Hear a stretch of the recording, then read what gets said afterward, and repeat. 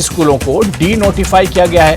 इसमें 20 middle school, 34 high school और 36 senior secondary school शामिल है। तो कई सेक्टर इससे पहले और कई ऑर्गेनाइजेशन सरकार की तरफ से बंद की गई हैं और स्कूलों को लेकर बार बार सरकार की तरफ से कहा जा रहा था कि जिन स्कूलों में, जिन कॉलेजेस में छात्रों की संख्या कम होगी उन्हें डिनोटिफाई कर दिया जाएगा, उन्हें बंद कर दिया जाएगा। और अब ये कदम सरकार ने एक तरह से उठाया है। 90 स्कूलों को डिनोटिफाई सरकार ने किया है। कितना बड़ा इसका नुकसान होगा या इसका इंपैक्ट क्या होगा, इसी पर हम हमारे सहयोगी विचित्र हमारे साथ जुड़े हुए, उनसे हम बात करेंगे। विचित्र, सरकार ने तो कदम उठा लिया, 90 स्कूल और कॉलेजेस को जो है एक तरह से डिनोटिफाई कर दिया, बंद कर दिया, लेकिन सवाल यह उठ रहा है कि इसका इंपैक्ट क्या होने वाला है।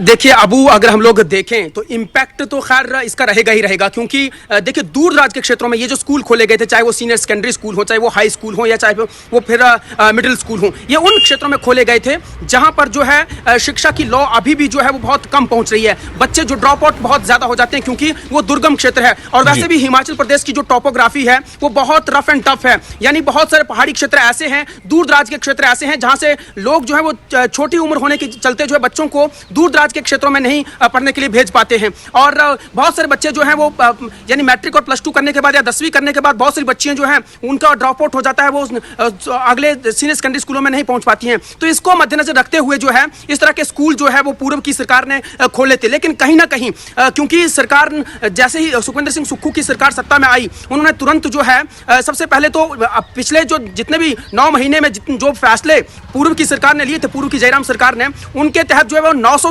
जो संस्थान थे उनको बंद कर दिया, इसलिए ये कह के कि बिना बजट के ये संस्थान जो है वो खोल दिए गए थे। उसमें से 302 स्कूल थे अबू, अगर हम लोग देखें।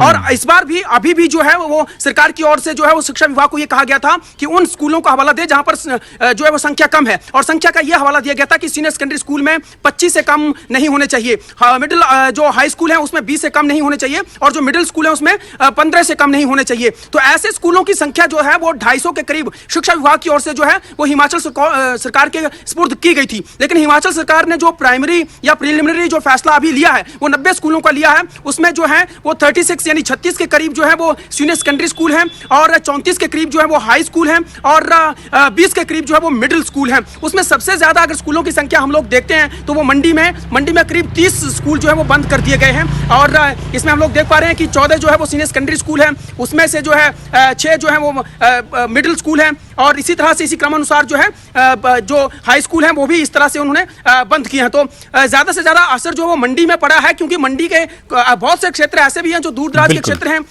जहां से बच्चे जो हैं, जहां पे कुछ स्कूल अपग्रेड भी हुए थे अबू, लेकिन वो स्कूल जो है वो बंद हुए हैं। तो निश्चित तौर पर असर तो पड़ेगा, क्योंकि 15 से संख्या कम है या 20 से 25 से संख्या कम है तो वो बच्चे अब कहां जाएंगे, क्योंकि उनकी एडमिशन जो है वो इन स्कूलों में हो चुकी थी। अब वो बच्चे जो है वो निश्चित तौर पर अगले कहीं दूर दराज के क्षेत्रों में तो जाने वाले नहीं है। तो उन पेरेंट्स के सामने, उन अभिभावकों के सामने भी ये चिंता का सबब बन चुका है। तो अब आगे आने वाले समय में भी इस पर जो है मूवमेंट हो सकती है, क्योंकि पूर्व में भी हम लोग ने देखा कि जैसे ही संस्थान बंद हुए थे तो सदन में भी जब सेशन हुए हैं, चाहे वो विंटर सेशन हो, चाहे वो उसके बाद फिर बजट सत्र हो, उसमें भी जो है वो हंगामा हुआ है। बिल्कुल बिल्कुल। अभी इस मौके पर भी अपोजिशन एक तरह से हमलावर होगा, और अपोजिशन इस मुद्दे को एक तरह से जोरों शोर से विचित्र आने वाले दिनों में उठा सकता है। हालांकि सरकार इस पूरे मुद्दे पर अपना फायदा या नुकसान एक तरह से देख रही है कि सरकारी खजाना बिल्कुल खाली है और उस तरह से उसकी भरपाई किस तरह से की जाए। लेकिन इन तमाम पॉलिटिक्स के बीच में छात्रों का नुकसान ना होने पाए, इस पर नजर जरूर सरकार की रहनी चाहिए। बहुत बहुत शुक्रिया विचित्र हमारे साथ